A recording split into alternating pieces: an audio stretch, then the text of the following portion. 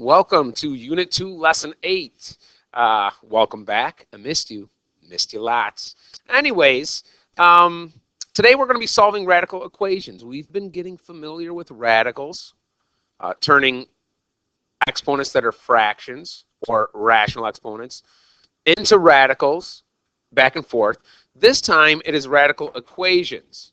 And the only difference is there's an equal sign, okay?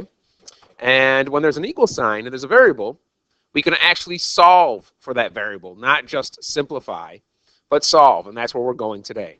And look at right here. Oh, I get to use the highlighter. Woo! Right off the bat. Watch for extraneous solutions. Okay? I will explain what an extraneous solution is right now. Okay? Sometimes with radicals, we can solve, we can get one answer. Sometimes we can get two answers. Okay? Or more. For this one in particular, okay, radical equations, sometimes you solve everything, it comes out great, but when you check your answer, it doesn't work. It always seems like it wants to work, but sometimes you get an answer that does not work, so it is very crucial that when it comes to radical equations that you check your solution, okay? So let's just jump right into that right now. Example 1. Okay, what is the solution to 3 plus 2x minus 3, the square root of 2x minus 3 equals 8. So I've got 3 plus the square root of 2x minus 3 equals 8. And then it tells us to check our answer because we should get into that habit, especially with radicals in equations. Now, the whole key to this, okay, the thing you need to know to make life easy to solve radical equations is you need to get, TB. I'll be okay. You need to get the radical, whatever it is, in this case it's square root, alone on one side. Okay, that is the whole key. Because ultimately we're using opposite math. We're solving for a variable, right? And what's opposite of, in this case, square root, is to square something. And it is a million times easier when you get the radical alone on one side before you take that step. So let me show you what I mean. We'll do example 1. We will check our answer, and we'll go from there. All right? So the first thing I'm going to do, for the sake of ease, I'm just going to rewrite our equation. 3 plus the square root of 2x minus 3 equals 8. Okay? One variable, it's an equation. I'm using opposite math. All right? So I need to get my square root alone on one side. So I'm going to get rid of this 3. Okay, I'm going to subtract 3 from both sides. Bam! So now I got the square root of 2x minus 3 equals 5. Okay? My radical is alone on one side. Now is the time where I want to get rid of that. And using opposite math, the opposite of a square root is to square something. What I do to one side, I have to do to the other side. Okay, let me explain that one more time. And it seems like common sense. But in order to get rid of the 3 in the first step, I had to subtract 3. What I did to the left side, I had to do to the right side. Now, okay, I have my radical alone. If I square the left side, I have to square the right side. It's opposite math, okay? So we should know at this point that my square and my square root cancel. So I have 2x minus 3 equals 5 squared is 25. Now it just becomes a very simple two-step process. Add 3, divide by 2. Okay, and let's go ahead and finish off this problem. We're going to add 3. Bang. I've got 2x equals 28. And I'm going to divide by 2. And x equals 14, okay? That's our answer. So this problem that we just solved was the solution. We came up with 14. But, let's check our answer, okay? Now, in class, because kids should be sharp with numbers, I'll point to the x, right in this equation right here, and I'll say, what's 2 times x? And they'll say, well, that's 14. I'll say it's 28 minus 3. It's 20, and we'll go that way. And we could do it in class on the fly like that without writing it down, because you should be good with multiplication, square roots, adding and subtracting, okay? But for the sake of this, I would like our work, our check, done out, all right? So I know x equals 14, so all I'm going to do is throw a 14 in for my x. And again, I am going to put whatever I input into parentheses. All right, so 3 plus the square root, 2 times 14 is 28, minus 3 equals 8. All right, 3 plus the square root of 25, because that's 28 minus 3, equals 8. And I think you can see it start to unfold now. 3 plus 5 equals 8. Oh my goodness, 8 equals 8. That is a perfect check. We just did everything this question asked us to do. But Mr. Visca, you mentioned extraneous solution or something of that nature. We'll get there. Hold your horses there, compadre. Stay in your lane, bruh. We'll get there. Example 2. What is the solution of 3 times x plus 1 raised to the 2/3 equals 12? Okay. There might be a little voice inside your brain that's telling you, oh, I know, anytime I have an exponent as a fraction, I can automatically turn it into a radical. And you can, but in this case, I think it would be extra steps that are unneeded. And let me explain. The first thing I'm going to do is rewrite our little problem here. We have 3 times x plus 1 to the 2/3 equals 12. All right? Now, if there were a radical sign here, okay, remember what we wrote right here. We want to get the radical alone on one side, okay? But there's no radical. There is. A fraction as an exponent is a radical. So what I just highlighted there, that's what we want to get alone on one side. So the first thing I'm going to do is I'm going to divide both sides by 3. Please, for the love of God and everything holy, I see so many kids make this mistake. I'm going to subtract 3. That's a positive 3. Yes, but when it's smushed together next to a parenthesis, that represents multiplication. Okay, that is not addition. So the opposite of multiplication is division, okay? So I got x plus 1 to the 2/3 equals 4. And notice I put a little space here. All right, I did that intentionally. Okay, let's go over to this little box that says think. Okay, how can you get rid of a rational exponent? Okay, we need to think back to our power rules from a lesson or two ago. Remember when we had the a to the negative m, or a to the m times a to the n? And when you multiply things with, when you multiply common bases with exponents, you add the exponents. When you divide, you subtract exponents.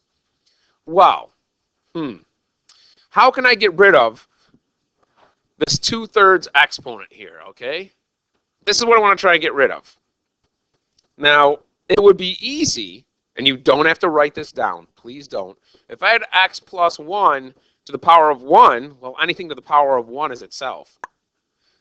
Then I could just subtract 1, right, and go from there. So ultimately, I want my 2/3 exponent to become 1. And how do I do that? I need to multiply it by its reciprocal. What do I do with exponents to where I multiply them together? Okay? And that's what I'm going to tell you right here and think. Write this down. Follow me. It'll become more clear as we do the math. Okay? I'm going to raise my rational, it says rat, exponent to its reciprocal. Okay? I'm going to raise my rational exponent to its reciprocal. All right. What does that mean? Well, reciprocal means I just flip the fraction, right? So I'm going to take, I'll do this in blue, this left side, and I'm going to raise it to an exponent 3 halves. What I do to one side, I have to do to the other, okay? Now, my rules of exponents tell me when I have an exponent raised to an exponent, I need to multiply them, okay? I can think of this 2 ways. If I have 2/3 times 3 halves, that equals 6 over 6, which is 1, okay? Or if you're one of these people who just likes to hack and cancel, top and bottoms cancel, top and bottoms cancel, boom, so it goes away. Okay, so I can look at this, bang, bang goes away, and I end up with x plus 1. But the whole key is you need to raise your exponent, your fractional exponent, to its reciprocal, and it will go away. Equals. Now, here, my friends, if you don't know this, you should. Top down, bottom out. This is the same thing as saying, okay, 4 cubed to the square root. Now, you can rewrite that if you're comfortable, but you don't need to. Okay? This is the root, and this is the new exponent, right? So if I'm taking the square root of 4 is 2. Now I need to raise it to my exponent, 3. Okay? 4 to the 3/2 power would be 8.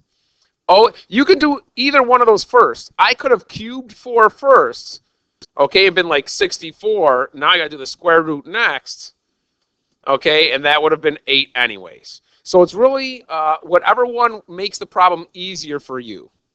Let me explain that one more time, because someone might have been like, Visca, what the hell are you talking about? Let me explain this. Okay, this ends up being 4 cubed to the square root. Now, I could do this one of two ways, and it doesn't matter, because they are the same as far as order of operations. I could do the square root first, and get the square root of 4 is 2, and so cube that. That would give me 8. Or I can actually cube 4 first, so it's the square root of 64, which is still 8. Okay? It doesn't matter which one of those you do first. But the whole point is you don't even have to rewrite this. If you want to, you can. You just need to know, bam, that the bottom is the root, right? And the top is the exponent. So if I'm looking at this, I might say, okay, well, I know the square root of 4 is 2, and I know if I cube it, 2 cubed is 8. So you can look at your fraction and apply it. You don't have to re-show it out. If you're correct, you're correct, okay? So that was a lot of explaining, but I really want to make sure you understand. And we said this should equal 8. Yeah? Yes. Ooh, -1. Look how nice this is. Bam! X equals 7. Wow, it seems like a weird number to put under radicals and such. But we are going to do this right now because you know what? We're pretty cool, and we could do this. All right. I'm going to check this. Bam. 3 times, I get a 7 for x plus 1. Put that in parentheses. And I want that to the 2/3. That should equal 12. All right, no, let's do this. 3 times 8, okay, these two combined to be 8 to the 2/3 equals 12. Again, I know the cubed root, this is the root of 8 is 2. The cubed root of 8 is 2, and 2 squared is 4.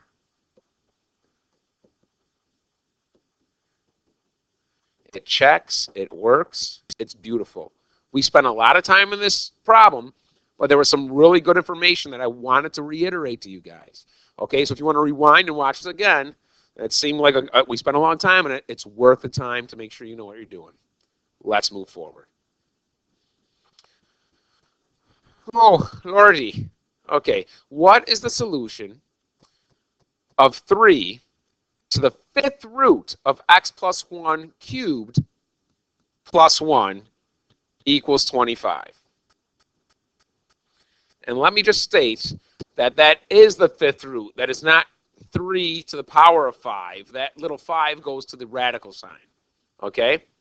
So, first thing I'm going to do, rewrite this bad boy. 3 to the 5th root of x plus 1 cubed plus 1 equals 25.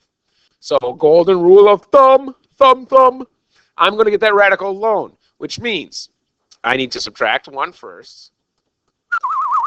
And I've got 3 to the 5th power of x plus 1 cubed equals 24. Now I've got to get rid of the 3, so I'm going to divide by 3. Do not subtract. You are not adding 3. You're multiplying 3. All right? So now I've got the 5th root of x plus 1 cubed equals 8. All right. Here we go. I could do this in 2 steps. Okay? I can raise the left side to the power of 5 to get rid of the 5th root. Then I can take the cubed root to get rid of the exponent, the 3. Okay? But it is so much easier to raise this to a rational exponent and then raise that to its reciprocal. What do I mean? You don't have to write this down. I can say the 5th root of x plus 1 cubed, right? First thing I could do is I can raise it to the power of 5. Bam, bam. Then I have x plus 1 cubed. Now I can do the cubed root. Bam, bam. That's fine. That's 2 steps.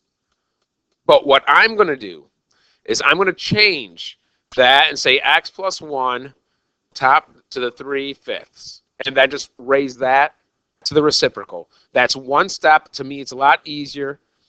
And I would highly suggest if you have some sort of weird root and exponent that you change it to a fraction, okay, and do the reciprocal, just like that little box that said think. So that's exactly what I'm going to do.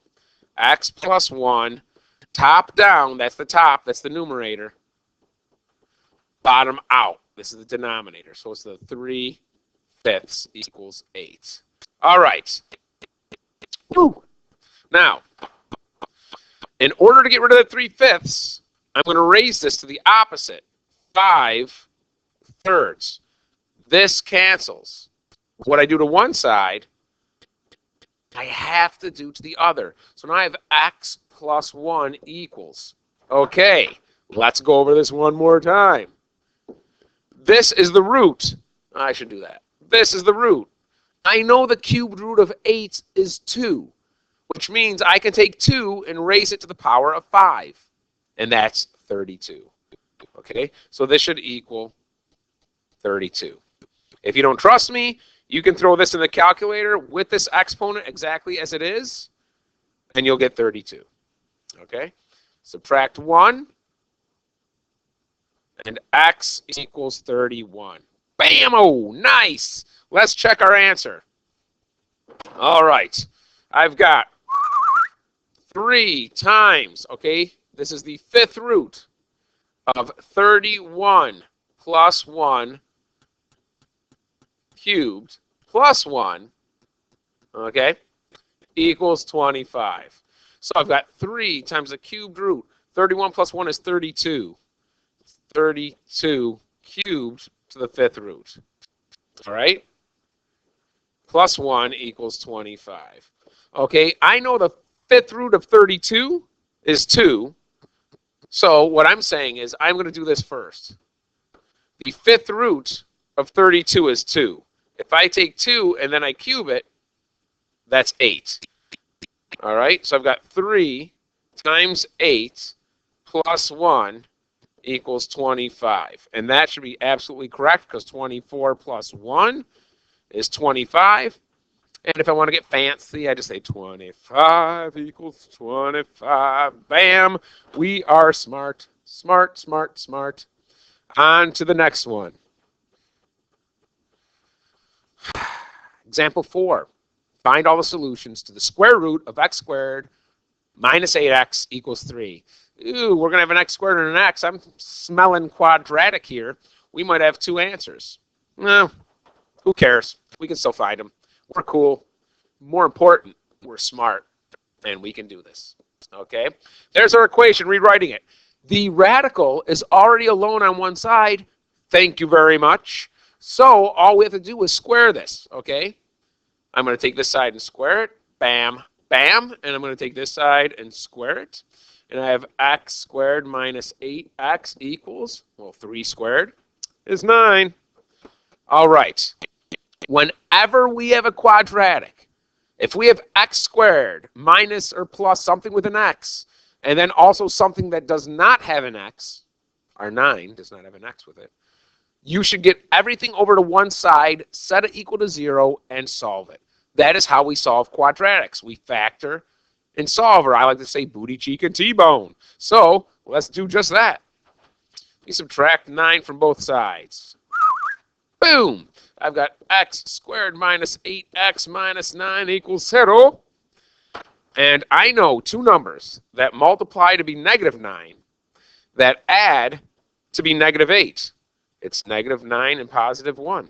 Okay, they multiply to negative 9, add to negative 8. This never goes away factoring, ever. Okay?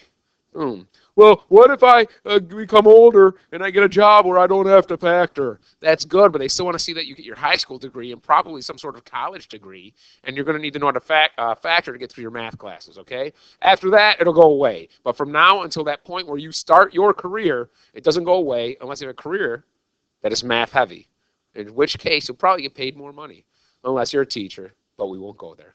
Sob, sob. Now, factored, booty cheeks, T-bone. X equals 9 and x equals negative 1. These are friends, my friends, we're friends. There are answers. So I'm going to check these. Okay, let me check these. So now I've got two things to check. X equals 9 and x equals negative 1. Here we go. If I throw a 9 in here, it's the square root of 9 squared minus 8 times 9 equals 3. Let's put that in parentheses. So the square root of 81 minus 72 equals 3. Last time I checked, 81 minus 72 was 9. And that works. 3 equals 3. Bam-o! Let's check negative 1. Okay? Square root of negative 1 squared minus 8 times negative 1 equals 3. Okay? So square root, if I square negative 1, it becomes positive 1. Kids put this in the calculator. They leave the parentheses off.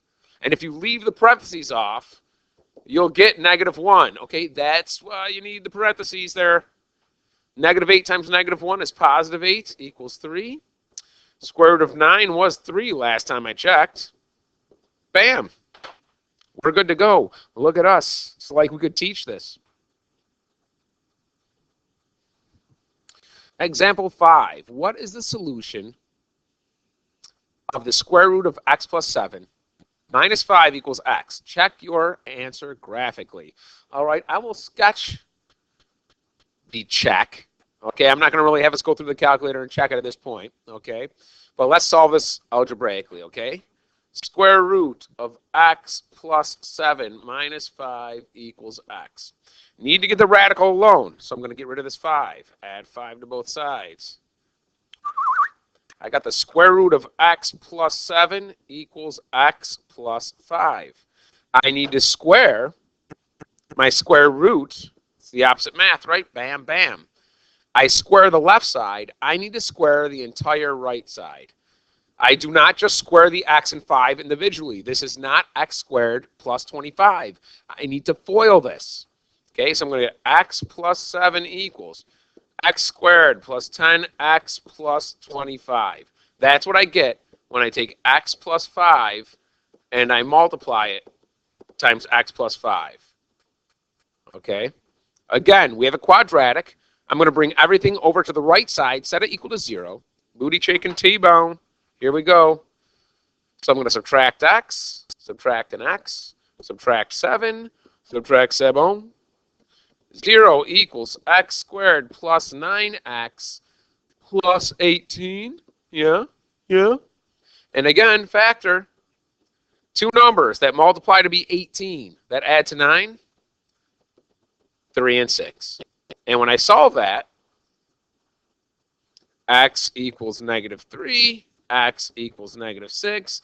Done and done. The work is done, man. So now we got to check these. They want us to check these graphically, okay? I'm still going to check this algebraically. I mean, I'll show you on the graph afterward. But we have negative 3 and negative 6. Okay? If I throw negative 3 in here, negative 3 plus 7 minus 5 equals, I've also got to throw my negative 3 on the opposite side. There are two x's, okay? So I got the square root of 4 minus 5 equals negative 3. That's 2 minus 5 equals negative 3. Negative 3, indeed, equals negative 3. Let's try throwing in a negative 6.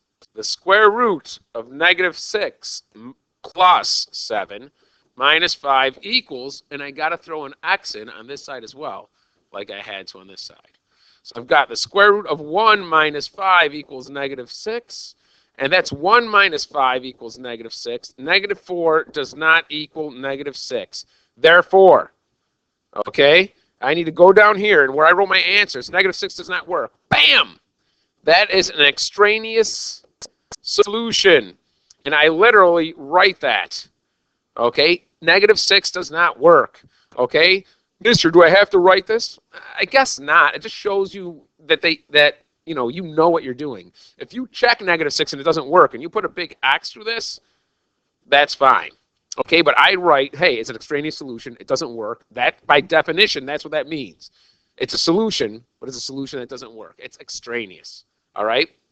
Now, if I were to graph this thing, okay, if I were to graph this thing, I'd end up with something that looked like this.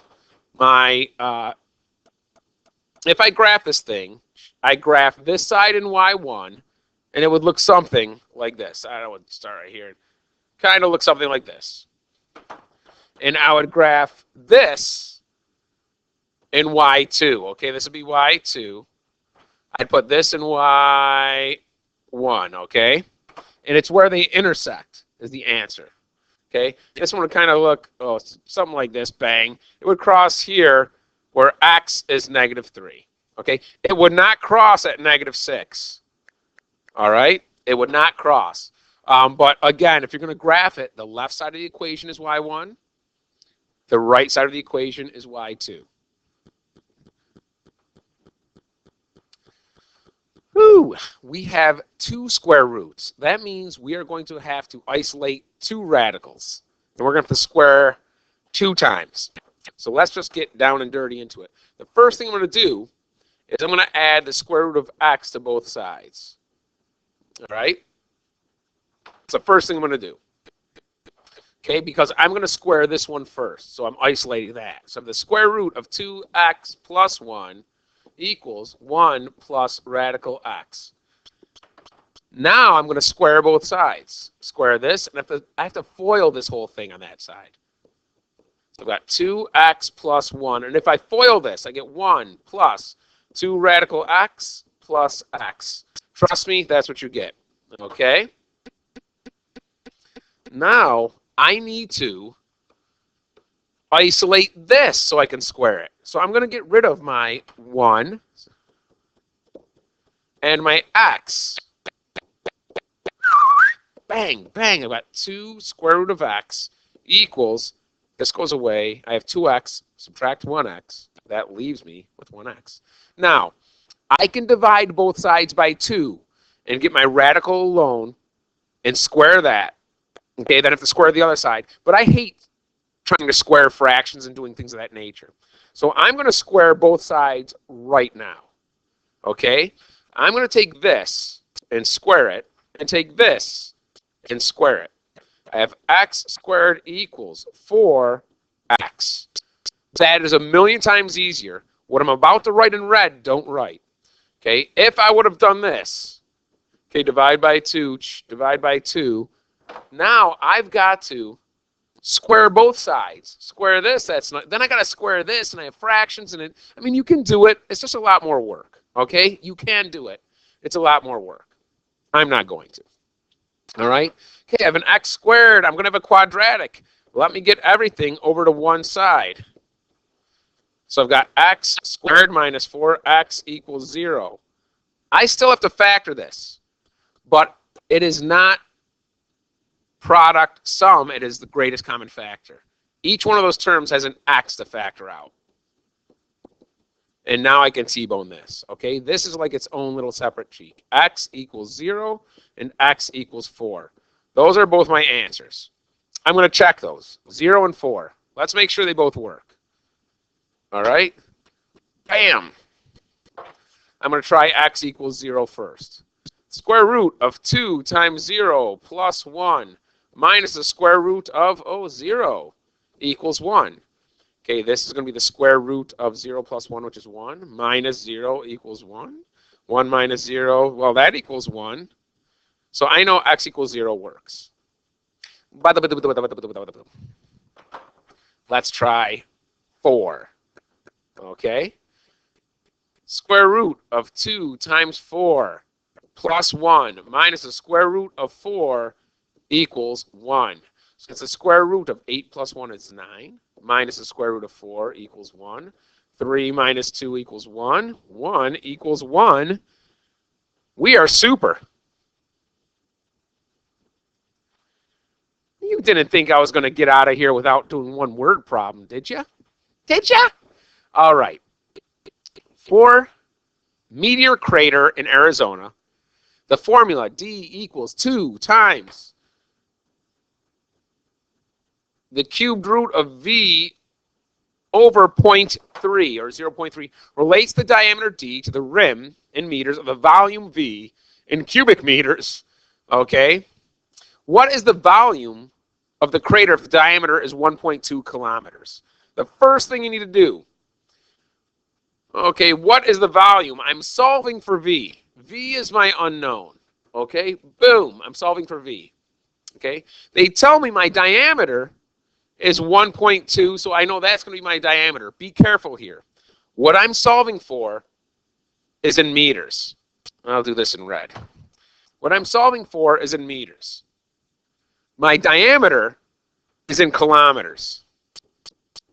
I want to make that into meters because that's how my answer should be. 1.2 kilometers is 1,200 meters. That is huge. See the difference? Kilometers and meters, okay? So I've got 1,200, that's my diameter, equals 2 times the cubed root of V over 0.3.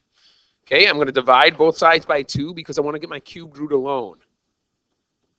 600 equals the cubed root of V over 0.3.